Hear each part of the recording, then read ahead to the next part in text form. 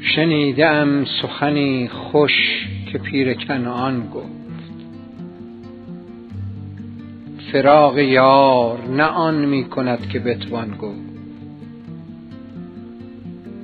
حدیث هول قیامت که گفت واعظ شهر، کنایتی است که از روزگار هجران گفت. نشان یار سفر کرده از که پرسم باز، که هر چه گفت برید صبا پریشان گفت.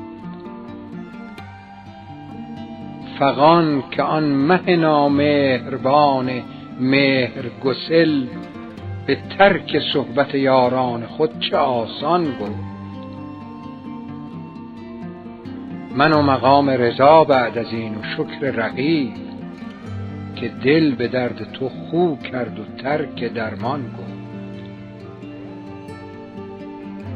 غم کهن به می سال خورده دفع کنی، که تخم خوشدلی است پیر دهقان گفت.